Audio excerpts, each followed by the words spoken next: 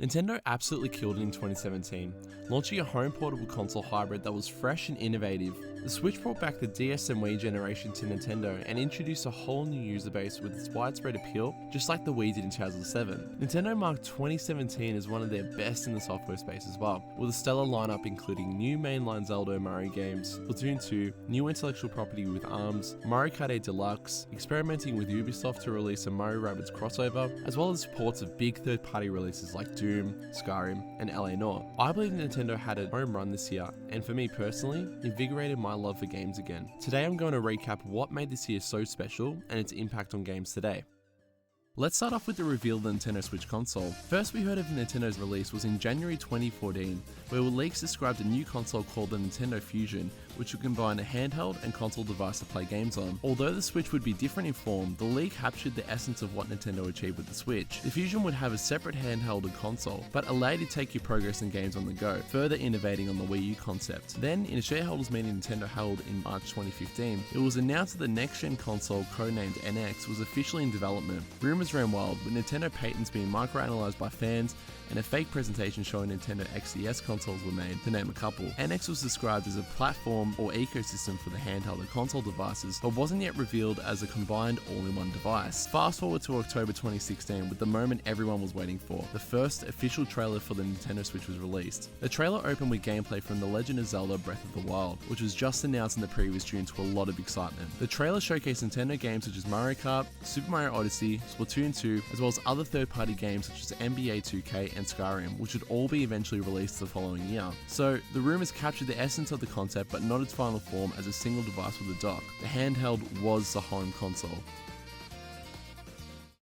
Speculation ensued, the hype train had left the station, with many trying to guess game lineups, console features, and performance and everything in between. People were excited, myself included, about a Nintendo console for the first time in years, with many players who grew up with Nintendo until the Wii, looking to buy back in with something just as fresh as the Wii and DS. Its flexibility and game lineup really appealed to me. I loved Nintendo growing up, but after the Wii I just lost interest. I outgrew the DS, and the Wii just didn't appeal to me. The Switch though was different. Nintendo seemed to have found the sweet spot, feeling a bit more grown up while seeming to offer new takes on the most established IP. They were definitely not the most flashy on the market, but made up for it with a fun concept and promised the games to match. On the 3rd of March 2017, the Nintendo Switch was released and broke records. The Switch had the biggest hardware launch for any Nintendo platform and the second biggest launch for any game console since 1995 in the US. It flew right out of the gate and was assisted by the simultaneous release of The Legend of Zelda Breath of the Wild, which had a 99% attach rate per Switch sold. This thing broke records. Before, stock shortages were a real concern, as we've all experienced. The world was fighting through Switch shortages just to get their hands on one. I was lucky enough to have pre-ordered my Switch and a copy of Zelda upon release.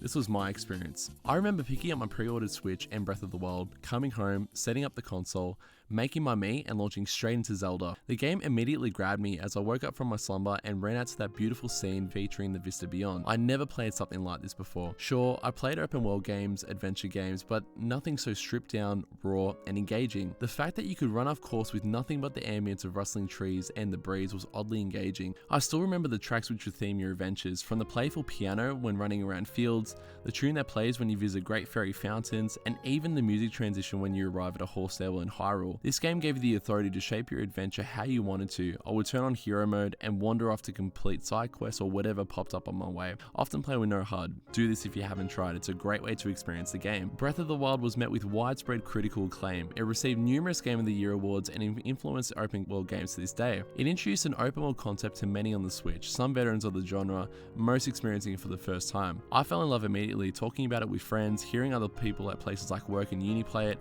as well as seeing people on the train playing Breath of the Wild on the Switch. The trailers didn't lie, people were buying into the take it wherever you go concept, myself included. Whip out the Switch, pull over a pair of headphones, and be immersed in Hyrule wherever you go. It was a winning formula. The second first-party game to be released is the biggest seller on the Switch so far, Mario Kart 8 Deluxe.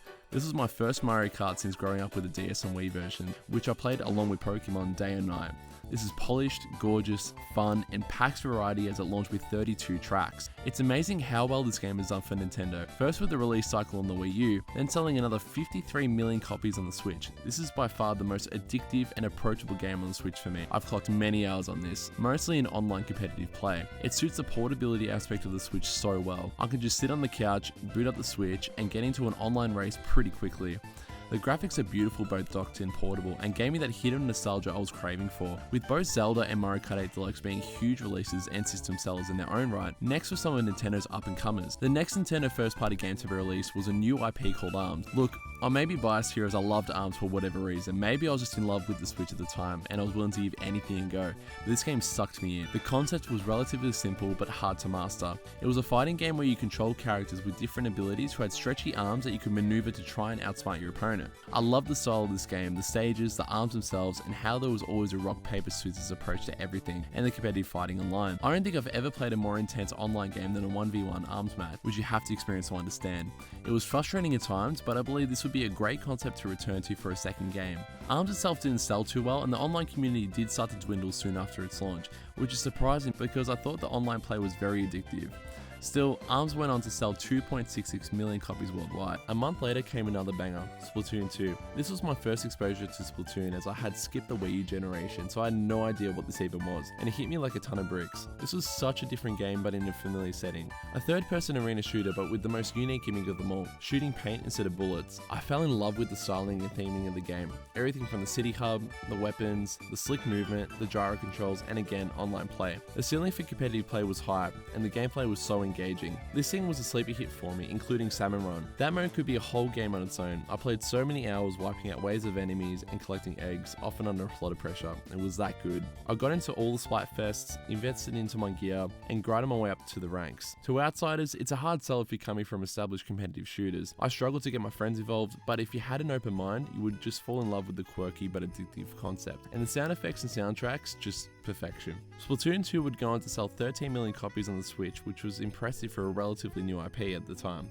Talking about sales, let's check in where the Nintendo Switch was in terms of sales at this point. At the end of June 2017, the Switch had already sold 4.7 million consoles, and given that the Wii U had only sold 13 million consoles in total, the Switch was already on track to eclipse Wii U's numbers. The Switch was selling fast, even in comparison to historically big selling consoles such as the DS and PlayStation 2. Now, not a direct first party title, but an honourable mention here was another release which was great for the system, Mario plus Rabbids Kingdom Battle. This was a charming game which punched harder than how it presented, giving you a run for your money as you strategize to defeat enemies and obstacles in a turn-based game. This was a passion project for the creative director Davide Soliani, who pitched the idea to Nintendo to create a mashup of Rabbids and Nintendo wrapped in a strategy game akin to XCOM. I'd never played a turn-based strategy game before, and boy did I enjoy this one. The interactions were actually funny, worlds beautifully constructed, and both IPs meshed together really well. The combat and strategy was fun and replayable, and the Rabbids added personality to the formulaic Mario team. This was another sleeper hit for me, as it was something so unique in the market and put together perfectly. The run of games so far was already a knockout for me. Nintendo released a console that was fun and engaging, matched with software that I considered to be the best I'd played in a while, but there was even more coming around the corner.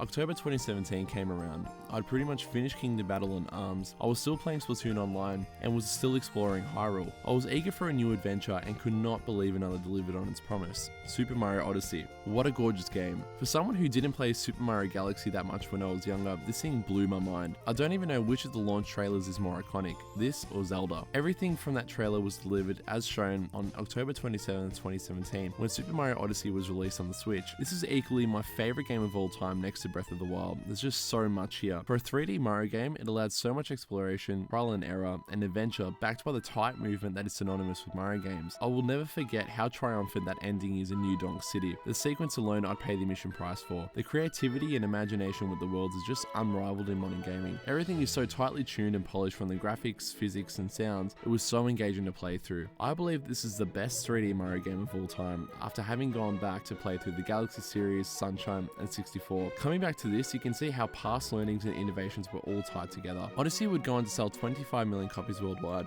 and stands as one of the best games on the Switch so far. There was another Nintendo game released before the end of 2017, which was Xenoblade Chronicles 2. Having not played a JRPG before, I was not expecting the level of detail Xenoblade had, although I enjoyed the premise and world building. Where I struggled to accept and play Xenoblade though, was the Switch's graphics limitations. I'll admit that I finally felt that restriction in fidelity with Xenoblade, which if the Switch was capable in playing the title at high resolution and maybe higher FPS, I feel would have really benefited the presentation of Xenoblade, and I would have possibly kept playing. Xenoblade has a core group of dedicated fans nonetheless, and was received well by critics and the community alike. Xenoblade sold in similar numbers to ARMS, raking in 2.4 million units sold worldwide, and that's only Nintendo first party titles.